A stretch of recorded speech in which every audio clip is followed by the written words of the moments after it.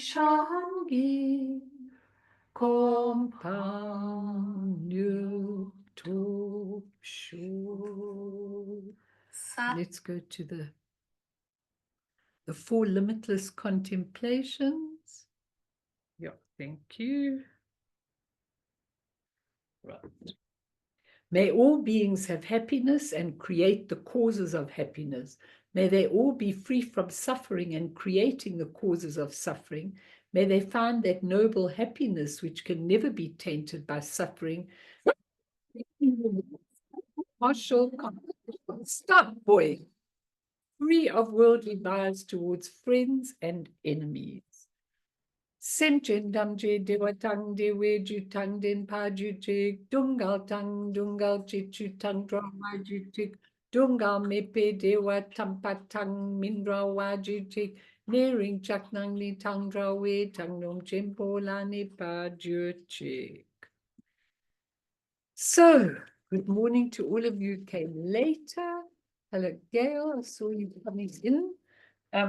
We're going to carry on today, and I'll only probably do one more session on this, unless you ask me and you want to do more. I mean, this actually can be teaching for the whole year, but I won't do it unless you actually ask me. I don't want you to grow restless with the teaching in any way. But the teaching is again called the slow boat or the fast train, uniting the path and goal of enlightenment. So this is our second part, and I hope all of you who weren't here last week will be able to go. I think most of you will be able to go and look it up, and look up the teachings of last week so you're completely in alignment with it. For me, every time I pick up the sharp Vajra of Awareness Tantra, just look at that title, the sharp Vajra of Awareness Tantra. That means the sharp Vajra is all we're going to come to discuss it, all the Vajra, the indestructible part of you.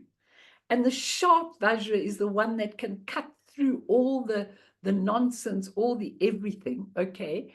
And the awareness is the goal of everything in our life. To get that rigpa, to get that awareness is all the time, is exactly what our goal is in life, nothing else.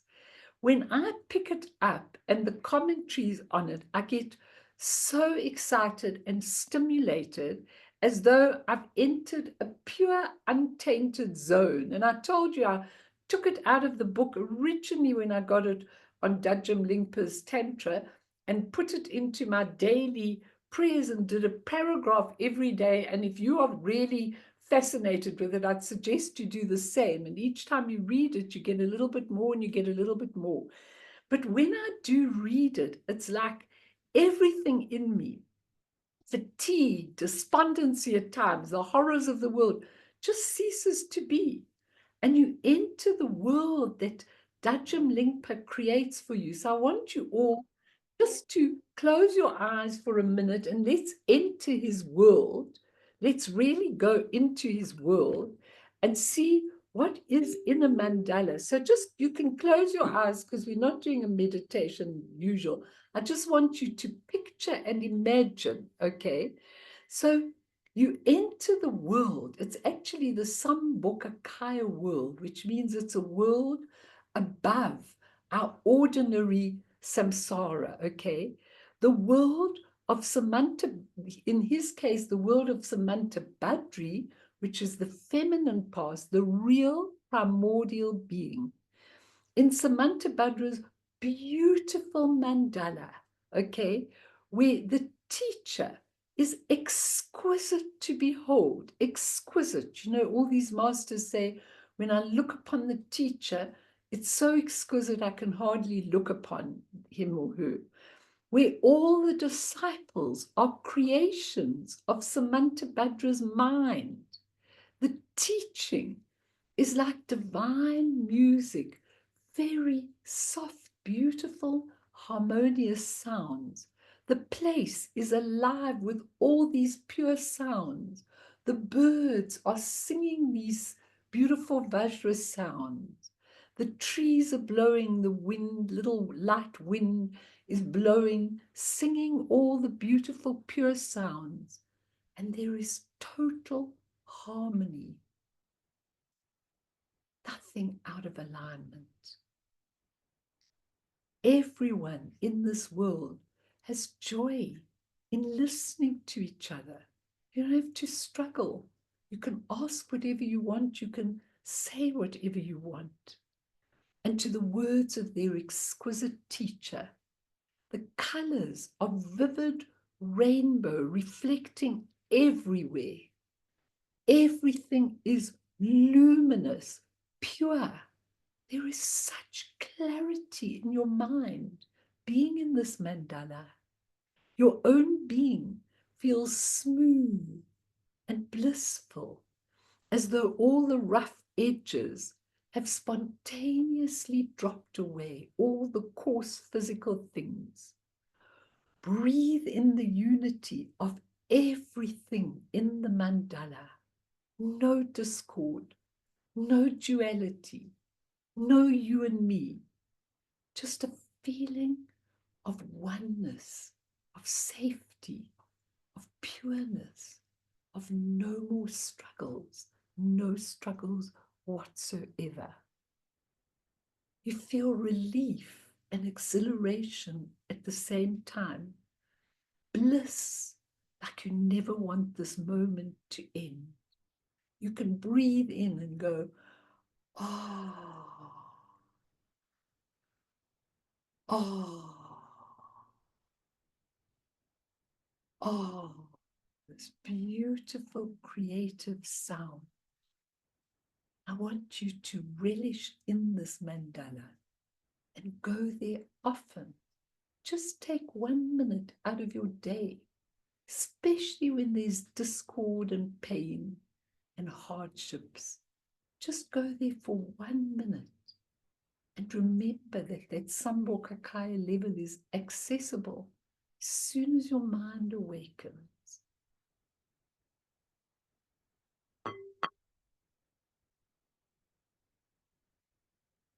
When James Lowe speaks about Guru Rinpoche's mandala, he says, "It is marvelous, for it reveals the synergy of the mandala, the collaborative, effortless effort of getting on with it, being fully in it, up for it, longing for it, living for it, filled and emptied by it at the same time." I love it. And you know, when you are struggling in your life and you actually, you know, if you feel that connection to Guru Rinpoche, but it can be any mandala, it can be Yeshe Tsogyal, could be Mandarava, it could be Tara, it could be whichever you relate to. But whichever mandala you relate to, you always remember there's the essence. And when the essence expresses itself, it expresses itself as all the wisdom families. And you need to know them. You need to know them with your whole being. You need to know what each one represents, because they're not there, they're there. As soon as you are aware, when the essence expresses itself in its pure luminous form, you're in the wisdom families. And each of the wisdom families has their own mandala. And when you leave, when you die, you see each of their mandalas before you. So you need to recognize, know, this is me. This is not something over there. This is me. And eventually, a lot of you, and you can text me anytime you have a feeling about it, you'll say, you know, the one wisdom family, the mandala that I feel the closest to is, say, whatever it is. Like I feel Guru Rinpoche, Chenrezi, and Amitabha. I like that mandala. It's the lotus family. It's red. It's passionate about the Dharma, which is what I feel. And it is, and I love all the features because it has discriminating, discerning wisdom. So you know what the truth is and what is just an absolute relative thing. And we'll look at that in the text too, because it's really important. But each mandala people relate to of the 5 wisdom families, and that means you're living in the vision of Samantabhadra, or Samantabhadri in this instance, where he puts Samantabhadri in. And so it's something that changes your whole life. When you're about to embark on a big change like I am, it's really important that you've got that inside you, because that nothing changes there. It's just a physical place that changes, but nothing else changes. So when it unnerves you, you go in, not out.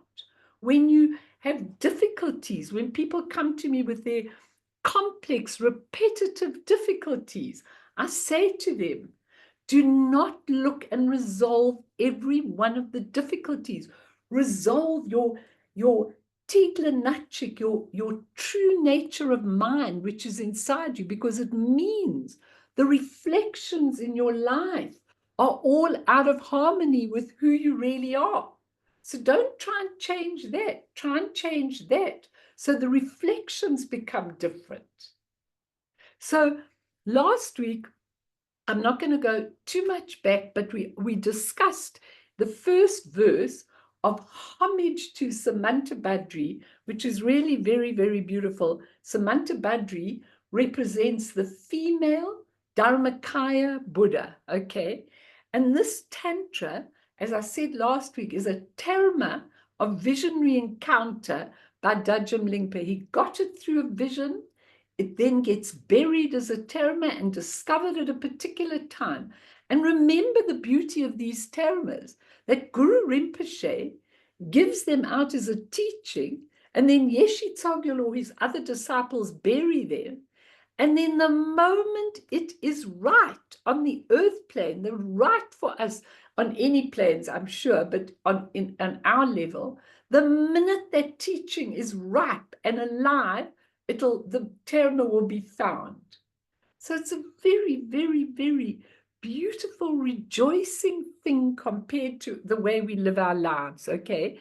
And we talked about the slow boat, the gradual path versus the instantaneous path, where we wake up and realize who we are instantly and that we've always been that. And I just want to say about that Charlie Kyampkon, who I use a lot of his stuff, and I'm teaching a lot of his stuff on the Tuesday night, says he likes to contrast Dzogchen with the other yanas. You know, the Nyingma has 9 yanas. You can call them the gradual path, and each of them have some truth, but they don't have the whole truth. And then when it comes to Dzogchen, he says the highest yana fully supports the idea of instantaneous enlightenment. All the others belong to a gradual pathway. And he says lots of discussions and comparisons and misunderstandings about the sudden and gradual paths. He says these debates can be resolved by recognizing that every path is both gradual and sudden. Not only the top path, every path is both gradual and sudden. He says, you suddenly, on any path that you're on, get a certain insight. And that insight might happen to you. You might be hit with, oh, now he's barking because I made the noise. They're so protective of me. I'm sorry that if they hear one little sound, they're ready to protect me, and I can't stop them. But anyway, what happens is the insight occurs suddenly, but to have that insight, there had to be a build-up so that one could have that insight. Otherwise, you wouldn't get it. So that's why in this Tantra, they talk about people of the highest level, people of medium level, people of the lowest capacity, and how they relate to things. Because even in Dzogchen, we practice and we might have a sudden amazing insight, which takes place so suddenly, but even the insights, he says, are not on equal ground, because we can have insight, and then after that, when we go back to our other life, this other normal life, we start having doubts and suspicions even though the insight was genuine. And he says it all depends on your amount of insight, their varying degrees. We have to come to terms with our insight, because sometimes you have a revelationary experience. You know, it might be even a dream. And then a little bit later, you feel so exhilarated. And a little bit later, you start questioning, did I really have that experience? What did it mean? Maybe I made it up. You know, that's what human nature is all about. So he says it's really important to understand this.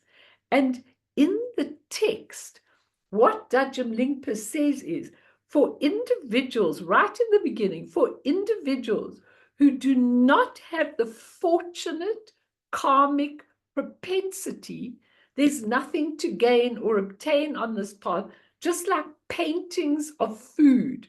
And I mean, it's really beautiful to see that, because paintings of food, he says here, he says, the display of spontaneous presence, which is when the essence expresses itself, dance of union of the three kayas, appears to myself and those who are equally fortunate as the glory of our excellent karma, aspiration, and merit. For individuals who do not have the fortunate karmic propensity, there's nothing to gain or obtain on this path, just like paintings of food. He says this is the domain of the fortunate individuals. This sky treasury of Dharmata is their sublime father's legacy.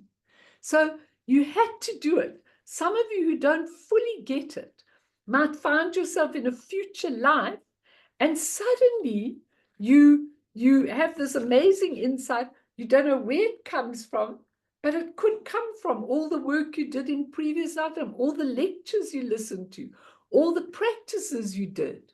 You have to have that karmic propensity when you really want to understand. And it's most important. And last week I was telling you about the youthful vase body, and there's another description of it in the text, which I want to give you again, because I think it's really, really important. This is perhaps the most important thing in our lives, but there's another description, and in it he says, according to Dzogchen, awakening happens in the moment when consciousness is no longer remaining dormant in the ground. The ground is called Z, when it's no longer going. And do you remember I told you, consciousness emerges from the ground by an incidental catalyst known as the life force, called Sok Lung in Tibetan. If so the life force comes in, it's like the vase in the body, and it stimulates what's happening there, and then the vase breaks, and all appearances and experiences are merely its own display. If you know that, if you look around your life right in this very moment, and you stop thinking, oh my goodness, look at me, look what I have to go through, look how this is, look how that is. Stop and say that the ground is actually expressing itself, and that is a display of my own being. There's no such a thing as that's over there and I'm over here. That's just what we did in samsara for duality. So either we recognize that the display is our own display, like Samantabhadra did, and we are aware and awakened, or we look at it and we say, this is nice over there, this is nice over there, and we're in unawareness. Boom, we're in samsara straight away. Maybe you want to make a point or ask something, because, you know, it's the consciousness then slips into ignorance and delusions of samsaric development. You know what those delusions are. I mean, you hear them on the news all day. How unfortunate this is. Why is this happening to me? Let me tell you this very sad story about so-and-so. We're all in the right place. We have to wake up. that everything is a display of the ground that is common to all of us, of the essence. Any questions, Bets? I'm pleased you're nodding your head. Do you want to ask or say anything? Because I want to say that everything is perfect. Everything is perfect. Doesn't look like it, does it? I know, but it's perfect for us. But we don't want to accept things. Yeah, exactly. You know, there are lessons for us to learn, and I think it's perfect for us. Yeah. If we accept this and surrender. And surrender is very important, and just go through what you have to go through, because when you understand that point, you understand awareness versus unawareness. We are at the moment in total unawareness. But when I study a text like this, it starts inspiring me in the most unbelievable way. And then I'm so excited about it. And then in the midst of packing boxes and things, I'm coming and teaching, and then I feel exhilarated all over again, because suddenly you are where you should be, and you're recognizing that. So important. I really want you all to understand that completely. And I want to just give you the lovely story of Milarepa, not the Yakhorn. I want to give you another story of Milarepa, who really was in awareness. Rigpa, this is a real story of what happened. Once Mila was challenged by a black magician of the pre-Buddhist faith of Tibet. He challenged Milarepa that through his magic power, he would be able to reach the summit of Mount Meru. Mila replied that he could do the same. Well, let us see, said the magician, who will reach it first? And he started to climb up. It was very early in the morning. The sun hadn't yet risen, and Mila said he would rest a little. Those who had been present when the magician challenged him grew worried and implored him to hurry after his adversary.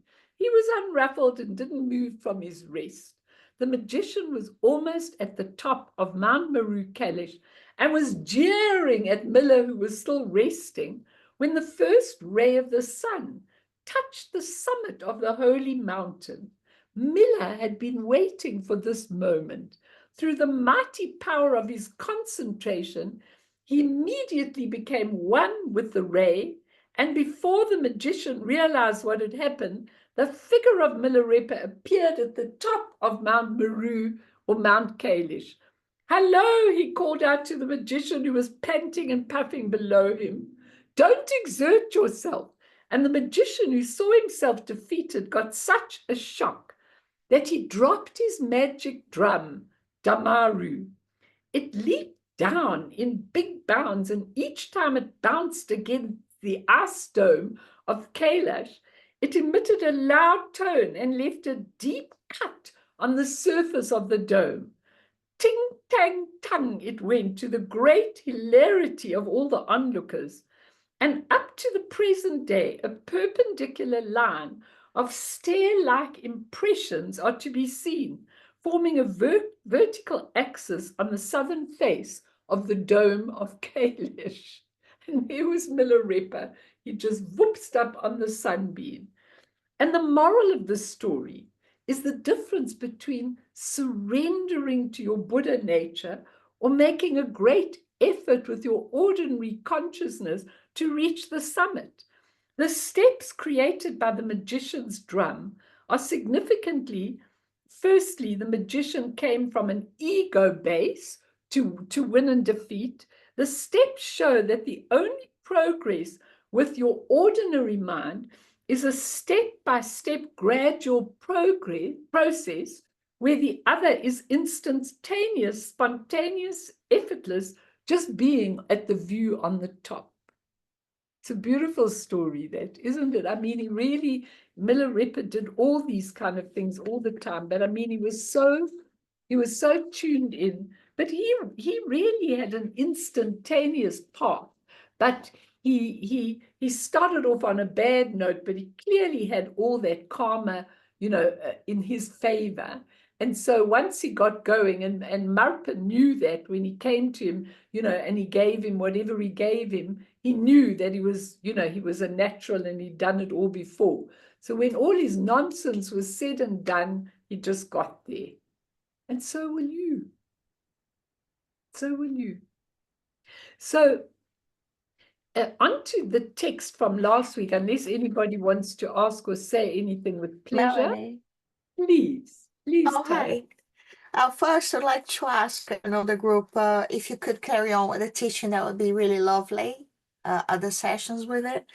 And based on what you said last week and this week, I don't know if I'm having the right understanding about pure illusion, how that correlates, and what actually that means, and how do we develop on our daily lives. Yeah. You see, I think what you're asking is very, very, very, very explicit, but yet very, very broad, because how does illusion come about? Illusion comes about when we think we're not in the right place, and we think everything that's happening to us is happening external, why we've got certain circumstances, why we were born into certain families. We have a resentment, we have what we call an ordinary mind vision of it, okay? An ordinary mind vision. So we go on. It doesn't mean we'll never get there, but we go on with that illusion that everything's outside of me, all these things are happening to me, I'm a victim, it's not fair, blah, blah, blah, whatever else we have. And when we awaken, suddenly, and it can be gradual or sudden, we begin to realize, hey, the world isn't really like that. Actually, if you could see what was really happening, and that's what these masters tell us, if we could see what was really happening, a person walks into your room and immediately you judge them based on the way they dress, based on your experience, based on your conditioning, based on whether they're forward, sideways, very, very open, very closed, very shy, very, very overbearing, whatever they are to your perception, that's your illusionary perception based on all your karmic imprints. Now, when you walk into a master, I find it so funny, because when they truly a master, they just look past all your rubbish, the way you appear, what you are. It's almost like, when someone gives you a book and you want to get to the juicy part, so you go like this. You glance at what's there till you get to the part you really want. So they glance through, they get an idea of who you are. Then they see you in a different way. And you can hear by their answers that they see you as a Buddha, as an awakened being. Their vision of you, even when you are a crook, a this, an evil leader and everything, they see your pure nature, which is absolutely exquisite. We can't see people's pure nature. We can only see dualistically what our conditioning does. That's the illusion. So when you actually do develop that awareness, and how you develop it, we'll be talking about all the time. But when you develop that awareness, you look again, you look again, you look again. Like if I take my own very own life, because that's where I can give the best example. If I look back to when I used to counsel people 55 years ago, and then, right through the years of counseling people, I kind of look back and I say, you know what? You had an agenda for this person. You wanted this person to go a particular way and you pushed your agenda. That's called like dominating another person. Now where I am with, say, 1 degree of more insight, okay, and I look at a person, I'm not looking at my version of that person. I'm looking at who is this person. So when I'm listening to people saying, this is a terrible person, this is awful, and me as well, I'm saying, maybe they're not. maybe if you look again, there's a pure version. There's a pure version of our whole lives, which is part of us. But we haven't developed the ability. We live in unawareness, in ignorance. We see when the life force breaks the vase, we see it as you're there and this is a creation and I'm here. That was the whole reason why the whole world got in touch with God. Who was God? God was an internal thing. But what did they do? They made God over there. And they were at God's mercy. And then God would give them what they needed and what they wanted and everything. Instead of seeing whatever they saw as God, whether it's a force of light, it wasn't what I thought when I was a little girl and I was taught about God. I was taught about this. I thought it was an old man with a white beard who had a book on everybody. You know, that's how I saw it. And that's how I was taught. You know, in my religion, that's how we were taught. And so, you know, that it was God's blessing if you got good things. Now, when you think about that, it's a whole life of illusion. It's a whole life of believing everything is external to you when it isn't. So slowly, Tatiana, slowly, we start developing that. So when we're about to give our opinion about something, look again and start getting that insight. When you're reading something, stop and do the contemplation. When you're standing in a queue, as Tupton said, stop, do your breathing and come in touch with all the spaciousness of the world and what's really there. Get in touch with your intrinsic awareness called Rigpa. So that because Rigpa shines its light on everything, even in samsara. And when we've got it and when we are there, it's a completely different thing because we are in touch, we are awake. Does that help you a little bit, Tatiana, what I'm saying? Yes, thank you. Okay, my darling. Anyone else? Because I don't mind, you know, I don't even mind if we never get on the text. It's fine. I want you to be able to see what the sharp Vajra of conscious awareness is. The sharp Vajra, the Vajra. This is the Vajra. It cuts through everything. It cuts through all the rubbish, all the externality, all the duality. It cuts through, and you are that Vajra. You are Vajra body, Vajra speech, and Vajra mind. So that's what it is, to get that awareness so that you can really do that. Glory, hallelujah, the sun's come and now I'm in the sun. And so is the computer. Do you want to say something, Ron? Yeah, just arising out of what we've been discussing now. What I've found that assists me, and that's that ego me. But what assists me in getting rid of that ego me is when I get worked up about something, either from a joyous point of view and I bubble over, or from a not so nice view. Then I catch myself in that, and then a question arises in my mind. Now, how do I get out of that? And then I think, how did I get into it? And then I think, well, wait a minute. Then I'll pose this question, and this I find helps me tremendously. Who is asking this question? Very good. So that seems to clear the board.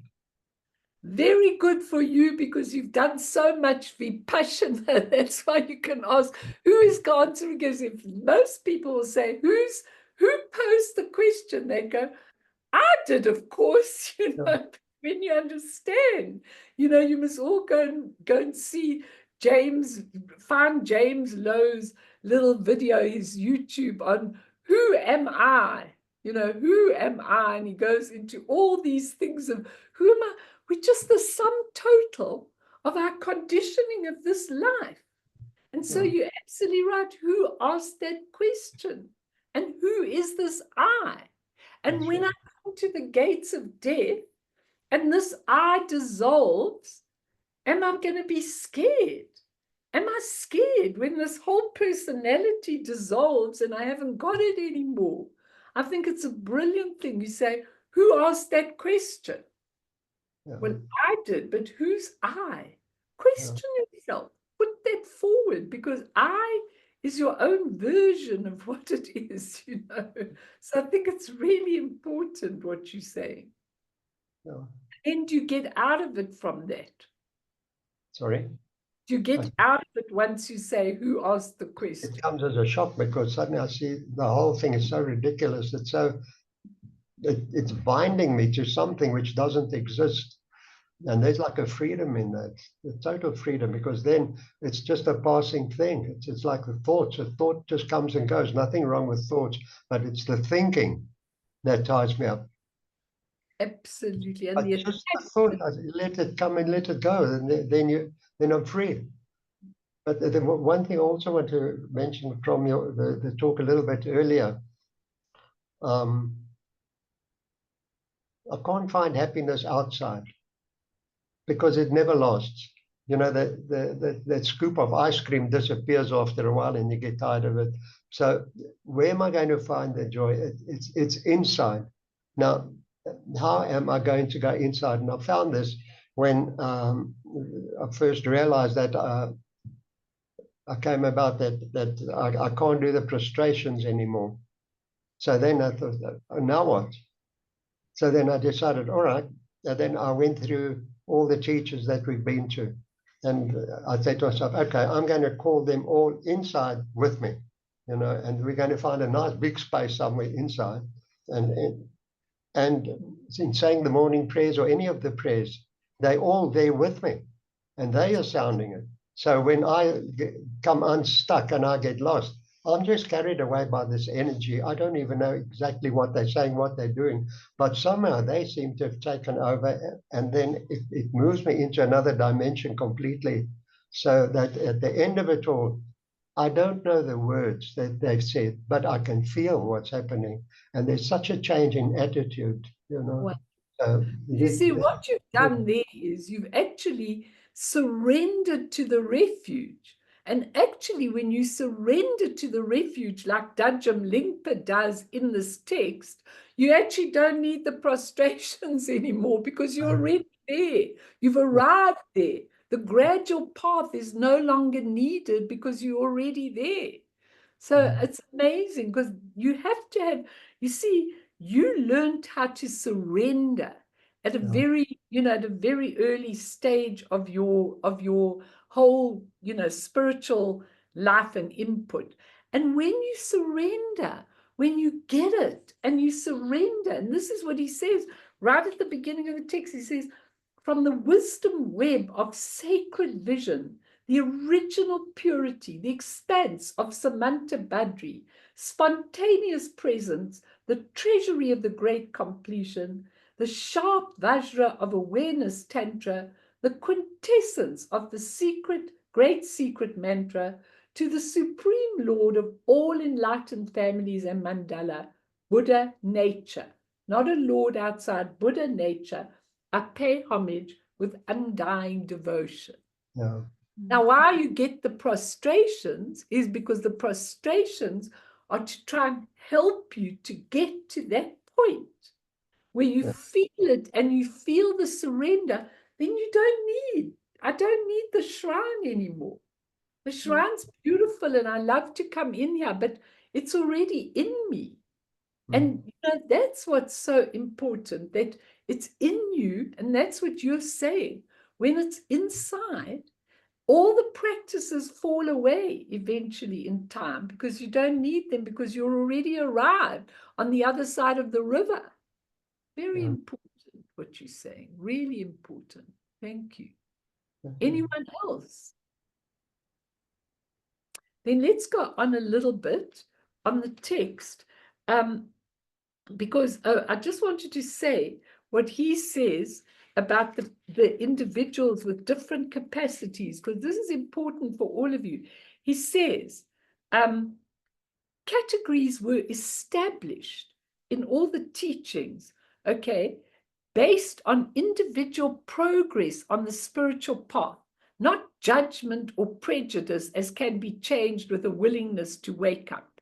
He says, You develop capacities determined not by your spiritual IQ, but the level of devotion to the highest truth. And that's in this text. He says, the level of devotion, it also has a level of surrender in which willingness to let go of the powerful attachments to concepts and to the self is there. So he says, individuals of the highest capacity, they have instantaneous awakening. They, like Miller, because they've done it all for eons, maybe for a long time, maybe in a previous life, they realize the nature of mind. It has no ground or root. It's a direct experience. It's not intellectual. It comes with the power to purify many karmic patterns, no ground, no root, no solid phenomena. Now, you have to work quite hard in the beginning to understand that. And then suddenly it starts falling away. And I think that that's the individuals of the highest capacity, they've cleaned out their karmic impurities. They don't see the world like that anymore. And so the minute a master introduces them to their awakened nature, they get it. And then from then, their lives are completely different. They can never live, just in ordinary life. But someone who really fascinates me a lot is Dzongsa Khyentse Rinpoche. And I'm sure a lot of you listen to his things or have read his books, listen to his YouTubes, because he was, when I gave you, if you go back in the YouTubes, you'll find when I gave you the lectures of Choki Lodro, Khyentse Choki Lodro, I gave you a whole lot of talks because I had this thick book of his life story. And he was also quite spunky and funny, but very, very, very devoted. Now, this one, of course, is very, very devoted, but he's come into the world for a different reason. I find it very interesting. I was looking at his book, why you are not a Buddhist. Why you are not a Buddhist. Only he can find a title like that, why you're not a Buddhist. And then he gives you the reasons when you think things are permanent, you're not a Buddhist. He gives you all the reasons. But what tickles me pink is he takes all the latest politics, the latest things, the latest people that, in samsara we acknowledge and everything, the Taylor Swifts, all these different people, he takes them in his book and he uses them for examples. So he clearly, for me, his role is very different this time.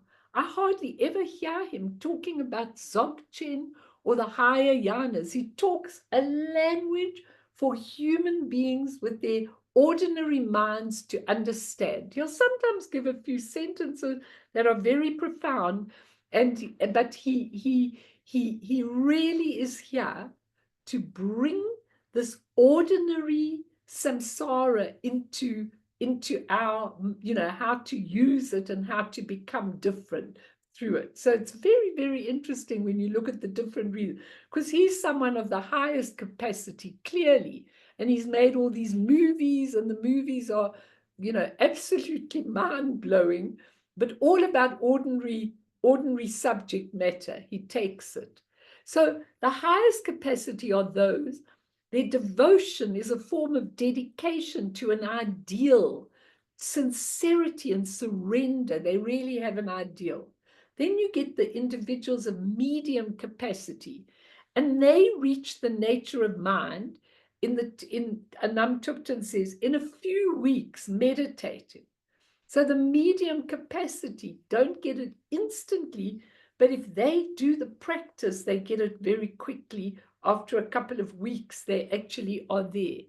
And he says the lesser capacity, the people with lesser capacity, in the text it says, recognize the state of mind, which is really important in meditation practice. He says awareness. He says awareness of the still mind and the moving mind. Very important, because the still mind is calm, not having millions of thoughts. The moving mind is just what Ron was talking about, when the mind is completely full of thoughts, full of feelings, full of emotions, full of whatever is going on and hooked onto. But he says in the text, both of these, the still mind and the moving mind, which is thinking, both are a display of pure awareness itself, Tatiana. Pure awareness itself, called tsal in Tibetan. Tsal. It means whatever thoughts come up, even if they're horrible thoughts, evil thoughts, lousy thoughts, if you just, what Ron's is saying, if you just let it be, you know that those thoughts are made of the same material as the essence. So you're not attached to them. You're not really involved in them in any conceivable way. It's really important. I hope this computer's not going to get hot in the sun. Very light sun, but let's hope so. So he says here, once matured, the two states become the same. So whether you've got a still mind or whether you've got a thinking, hectic mind, okay, they're still the same, and then they evolve into the Dharmakaya mind. So when you realize this is my own display of the essence, then you move into the Dharmakaya mind. No more grasping onto any forms or thoughts. And he says the two correspond to shamatha and vipassana, to calm abiding meditation and insight meditation. Vipassana means direct seeing the truth through your senses. And in Dzogchen, it's effortless, spacious awareness where everything is welcome. There's no bad feelings, no bad emotions, no bad everything. Everything is welcome. Your senses are open, non-judging, non-grasping, just awareness. And he says it's easy, and Namtukten says it's easy to get trapped by good or bad experiences. But when you're using awareness, you have to be non-judgmental about any condition, and to be in equanimity, not perceiving through the distorted lens of duality, not denying mere appearances, positive, negative, no labels, no reactivity. Today, I'm angry. I'm annoyed. I know it's about something that happened. I'm annoyed. Okay, I'm annoyed. What about it? Let it come up. Maybe it's got a color, maybe it's got a shape, maybe it's red, maybe it's dark, maybe it's nothing, I don't know. But just let all my anger come up. Non-judgmental. Not I'm a bad girl because I'm feeling that. When you get to that level, it doesn't make any difference. You just allow it to be, okay? No reactivity. All experiences, neutral, happiness or sorrow, are not intrinsically real. Don't deny the world of relative truth, but know deeply the ultimate truth. You know, when people go off into a cave, okay, or let's say in our time, people don't go into a cave, but they go into retreat after retreat after retreat, and they don't come out and give it to the world or anything. What's the point? The point is that even with those ones who used to go in long retreat, they used to be sent out to the villages so they could check how they handled things. Because when you're in a cave and no one's bothering you, when you're in a quiet place and no one's bothering you, it's much easier to come to some balance of your mind. But when you're in the world, it's really hard not to get tripped by other people. But when you get that full awareness, you know, even though you have a fleeting experience of anger, whatever, you can get over it. So let's do a quick practice again, and then let's go. And I wanted to go a little further today, but it doesn't really matter because I think this is really, really important, everybody. Do you agree with me? It's important that we see how you apply this in your life, you know, not only to do the text and know what the text is about. I mean, I want all of you to read this text and see, you know, what you get out of it and the commentaries, but I'm very interested for your questions because I want you to understand this for yourselves. And you are concentrating unbelievably, and that's really good. So let's just do a quick meditation.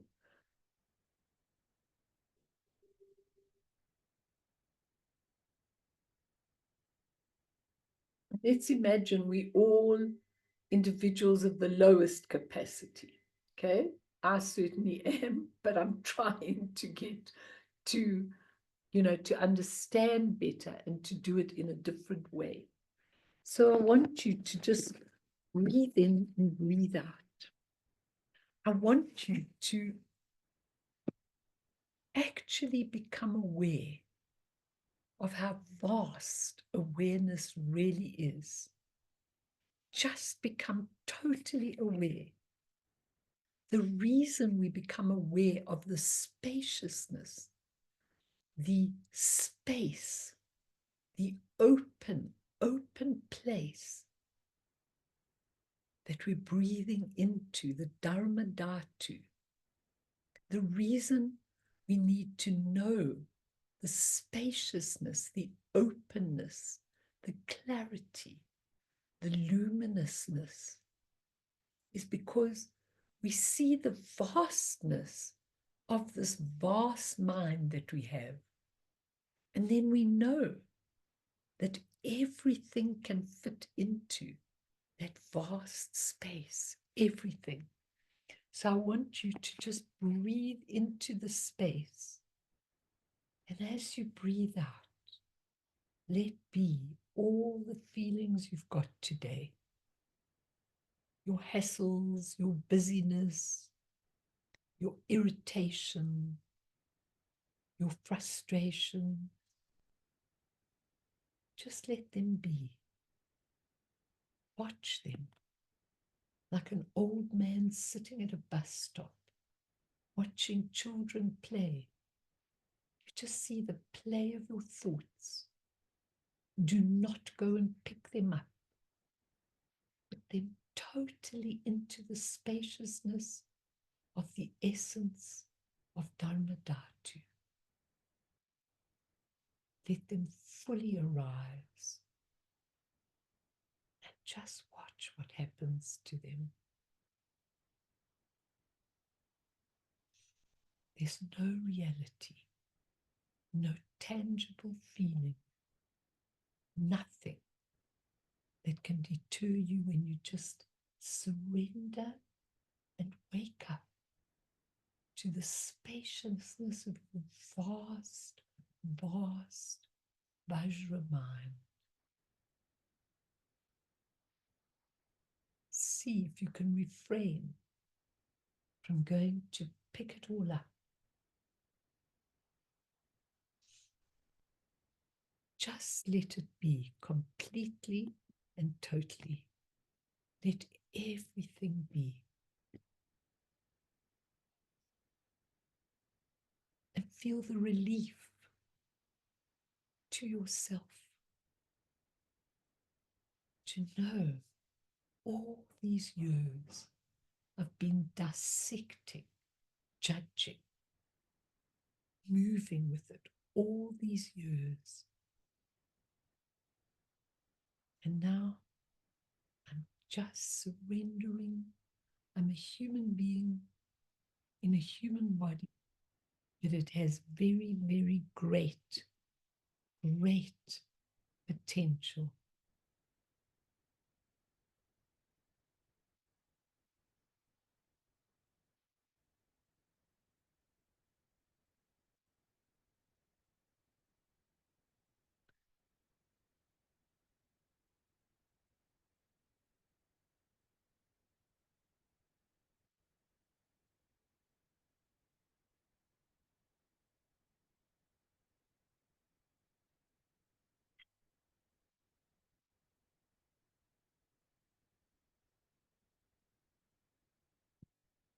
Scared of this computer being in the sun. So I'm just going to hold it over here, which might make it a bit funny for you. Just decided, the sun decided to come, and I'm very grateful. We need it a little bit. It's so cold. It's unbelievable. So let's come back and let's go to some of these pages of the text. And we're going to go to, I just want to see page 15 I wanted to go to. I'm going to read you one text when we finish, Bern, if you've got that one that we did, but just let me give you this. So let me see this. I've got so many notes here. I'll come to that now. Just take it off for the moment. I'm going to come to it. Just let's do this quickly. I just want to say that Anam Tupten is very interesting when he says here, what's important is there is a role in relative life. In other words, in your samsaric relative life, there is a role, and we need to respect it. Otherwise, the world wouldn't function. He says, fire can be broken down into gases and energy, but put your hand in it and it will burn. Very important. He says you have to respect the law of karma. You have to respect it. You don't have to dwell in it, but you have to respect it. You can't be transcendent as to, you know, when you're doing your actions, you can't be in a transcendent state and not relate to all the karma. He says, numb talk or your discursive concepts and poisons must be respected until everything spontaneously becomes an expression of your purified state. So we're not ignoring how people are on this earth plane. We're not ignoring it. We're actually not ignoring it at all. You need to be respectful, you know, until you reach that totally enlightened state where you wouldn't harm anybody. You need to respect the law of karma, which says, don't harm people because you'll have to take it on yourself afterwards. So we live by that law until we are beyond it and in a completely enlightened state. Then you can live with crazy wisdom and, you know, how you are, and you could do crazy things on the earth plane and everything, but it'll never be hurtful. The awakened mind never ever hurts another human being or another individual or another being of any sort. So it's a very interesting thing, because he tells you in and amongst this wonderful text to respect the law of karma and not to hurt people, which is really important. So, okay, Bern, let's read that, and then we're going to go on to the other chapter that I originally formed this title for. So let's read that. Let's all read it together, because this is the beginning. From the wisdom web of sacred vision, the original purity, the expanse of Samanta Badri, spontaneous presence, the treasury of the great completion. I want to just give you the explanation of the great completion. The sharp VAJRA of awareness Tantra, the quintessence of the great secret mantra, to the Supreme Lord of all enlightened families and mandalas. That's the expression that we talked about. Buddha nature, so to the supreme of all the enlightened families and mandalas called Buddha nature, I pay homage with undying devotion. I'm just going to read the next part a little bit, Bern, so don't take it off. Taking the impure mind as the path. Now here, right at the beginning of the text, you take the impure mind as the path, because some people need to look at the impure mind, need to purify it to get to where they're going, and others can just jump right over the ocean and leave it behind. But he says, within the equality of the three, samsara, nirvana, and the path. Empty, all-pervasive, pure space.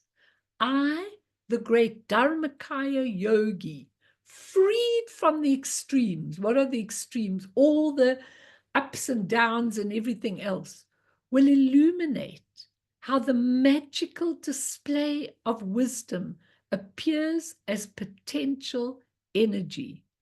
The ground Dharmakaya, that's the essence we're talking about, Buddha nature, freed from the extremes, endowed with the three liberations, is primordially enlightened.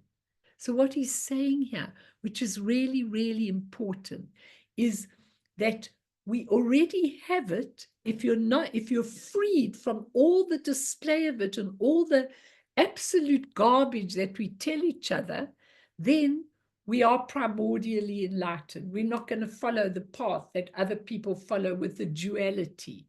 But if you take the impure mind as the path, at the end of that, I don't think have you got the whole thing, Bird? Okay, I'm not going to go through that now. Just go up a bit. If you've got more, go up a little bit. No, down. Sorry, when I say up, I mean down. Just go a little bit up. More. Okay, stop. No, come back again. There. Without abandoning all of what you're doing in this life. This is the authentic word of the Buddhas. Other than that, all the supposed fruitions of the other yanas are exhausting. Therefore, this is the fruition of all the dharmas. It's spontaneously present as the fruition great completion. Without falling into the extremes of existence and peace, the great potential energy of knowledge and primordial wisdom blazes. Even though all these vehicles, those are the gradual path, and their entrances don't exist separately, they are named for the benefit of those to be tamed. Now that's such an important thing, because right through his text, when in the beginning he's giving the gradual path, he says, all of these have got names for all of you who need it. Because if I just tell you to be in your essence, to be in your Dharmakaya, to be in your Buddha nature, you'll go, I don't know what it is. So therefore, the Buddha gave the names of everything. So you know you're doing this now, and that now, and this now, and that now. I was always irritated by all of those titles. I want to get on with it. But that's okay. If you want to go gradually, then it's okay, completely and totally. It's really okay. And we need to respect that teaching completely. So Bern, go on to the number 4. Just go right, no, up, that's number 1. Have you got, is that all you've got? Okay, don't worry about it. Don't worry about it. I'll go on to it myself. We're going to go on to the text. And Bird, you know what? I think we must, when you get a chance, you should copy the whole text, because, then we can just go back and forth, back and forth. I don't want to read a lot of the text, because you can do that for yourself if you're really interested. I'm much Well, more... I've got the whole text. I just this is that section I've just displayed is only the section that you sent me, but I've got the whole text already. So if you want me to go straight into that now, I will. Yes, go into that and let's read number 4. Give me 1 minute just to find it, please. Okay, no problem. Because I don't mind not even reading the text. I want to give you the explanations, but if we could read a little bit of the 4th phase of the thing, so it'll have a big 1V. If you can read that with a 1V, I'll be very happy. And then I'm going to go on to teach you. Okay, so you've got to go right down to number 4, Bern, 1V. That's 3. There we are. So we're going to go on to number 4. We go back. If people want more, we can go back afterwards, but I want to really do a little bit of this. So let's just read this verse. Establishing the characteristic and quality of the ground. I'm watching the time. The ground is your essence. What does it mean? Okay. The nature of all apparent existence is emptiness. Emptiness is not empty, it's emptiness, which means full of potential. Nothing has a nature of its own. Nothing is inherently solid. Everything in our lives, this watch is a combination. It's a watch, yeah, but is it solid? No. It's made up of all the mechanisms in the watch, of all the atoms, of the person who put it together, of you who's reading it. It's a whole lot of interdependent causes. It doesn't exist on its own. Neither do you. Yourself is made up of form, feelings, perceptions, habits, your lower consciousness, your ordinary consciousness. But we don't exist as a being, that self doesn't exist on its own. It's a combination of all the interdependent causes. I came about because my parents had me. My parents came about because their parents had them. Everything is just interdependent causes, and that's what emptiness is about. It's full of potential. Nothing is solid. Everything is full of possibility. The great emptiness is naturally complete within the nature of the path. Read it with me. The essence, Dharmakaya Buddha nature, is beyond being altered or contrived by either samsara or nirvana, free from all conceptual extremes, endowed with the three gates of liberation, the five kayas, those are the bodies, okay, Jade, the five kayas, the five families, the five wisdoms, 5 Buddha fields, the 5 fathers, the 5 mothers, and the 3 jewels. Okay, let's go from there, Boone. So you can take it off. You can take it off now. That's more than enough for these last few minutes. Okay. So what is being explained in this text? It's really shame everybody's being bumped off, on, off, on. It's very important in this text to explain exactly what he's saying here, okay? He says here, the essence is beyond being altered. The essence is not disturbed by samsara or nirvana. The essence is not interested if you're living in samsara or you're living in this blissful thing somewhere else. It's got nothing to do with it because the essence is not touched by anything that you go through in samsara or nirvana. So he says it's not either touched, free from all conceptual extremes, endowed with the 3 gates of liberation, which is really, really important because the 3 gates of liberation, are there 3 gates of liberation. One is called, I just want to get them so I do it nicely for you. Hang on a moment. One is called emptiness, doesn't matter. One is called emptiness. One is called signlessness. Emptiness, signlessness, and desirelessness. Very interesting, those 3 gates, because, when you are in the Dharmakaya, you are not interested anymore in its emptiness, which means full of the possibility, full of anything. Signlessness is when the concepts start dissolving, when you haven't got the concepts anymore. You don't have to put a label onto something. You've got no more concepts that are left at all. And so desire, shame, everybody's being bumped off. So it is emptiness, signlessness, and desirelessness. Desirelessness means you don't care. If it's like this, it's okay. If it's like that, it's okay. Don't you want to get to that? Don't you want to get to a point where it doesn't really matter what's going on in your life? You're just following your inner life and it doesn't really matter. So this is difficult. It's okay. That's difficult. It's okay. You're getting to those three gates of liberation: emptiness, signlessness, and desirelessness, which is really, really important. Now, how does that essence express itself? I'm going to do a specific lecture, not in this series, but I've got it written down for some time in the future, on the five expressions of what comes out of the essence, because we really need to know these.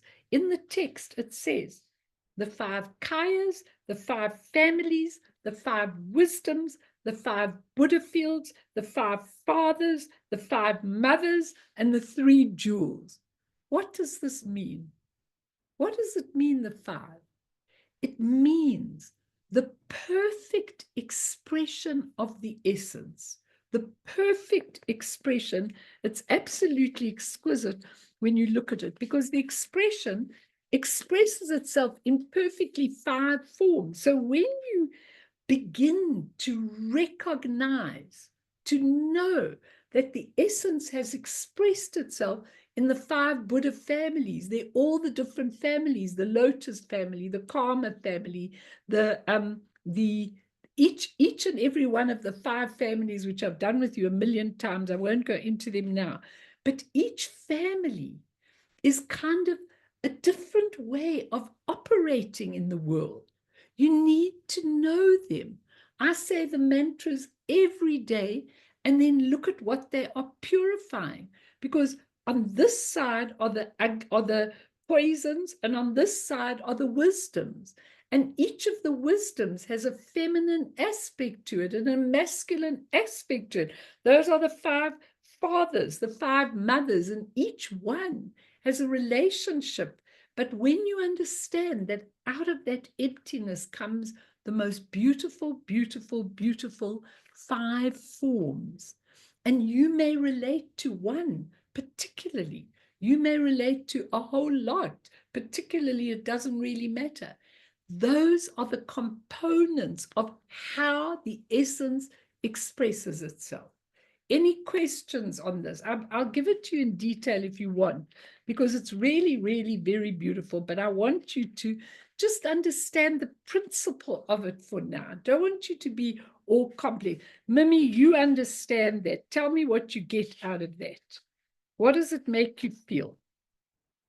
Yeah, I'd love you to go over it, because it does. The mantras and the expressions of all the wisdom families give you a very good basis within which to look at your life and how to work with them. I find it very, very helpful. What are you saying? Tell me more about that. Well, let's say I'm feeling full of delusions and the stories I tell myself.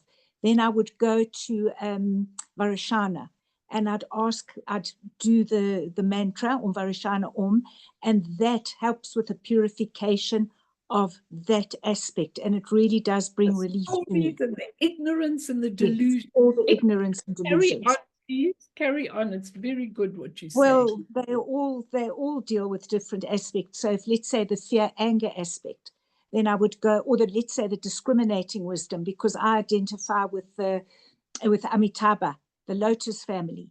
And then that would give me some idea of what's the ultimate reality and what my relative daily dramas are.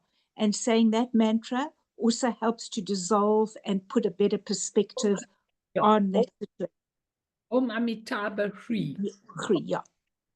And then I always say, flood me with your beautiful lotus family, flood me and actually help you to get rid of the desire, not get rid of, but see them for what they are.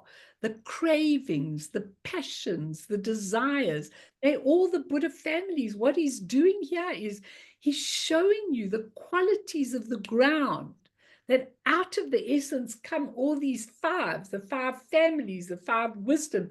Each one represents a different enlightened aspect.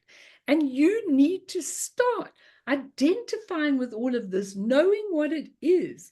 And I've given lots of talks on this. You can go back into the YouTubes and go and get them on the 5 wisdoms and everything, because it's very, very, very deep teaching and very helpful, Tatiana, in your daily life to know that these are there. And so Anam Thupten says, emptiness here is more than negation. It's going beyond any workings of our thinking mind. It's the unity of everything, you know, not that duality, it's the unity of everything. He says, Dharmakaya Buddha nature is always present. Nothing can condition it. Doesn't get hassled because a lousy thing happened to you. Doesn't get delayed because you haven't got time. It just is as it is. And so all you have to do is tap into it. And he says, it's sometimes called, nothing can condition it. It's sometimes called self-arisen awareness. Self-arisen is not yourself. It just arises by itself. And he says, nothing can alter its true nature, not your kleshas, your poisons, not your virtuous deeds. Because you did beautiful deeds doesn't alter the Dharmakaya, doesn't become brighter and nicer because you were nice to people today. It's not affected by anything good or bad, not even by virtuous deed. No birth, no death, unborn, no birth, no death. It's difficult to really understand, he says, as human beings, because we so identify with the conditions of our being. Unborn is only discovered when all the notions of self are dissolved. Now, that's what Ron was saying in the beginning. Who is it that thought this feeling? Who is it that decided this is so terrible, I don't want to be in it anymore? Who is it? It's I. It's me. Who is this me? Who is this self?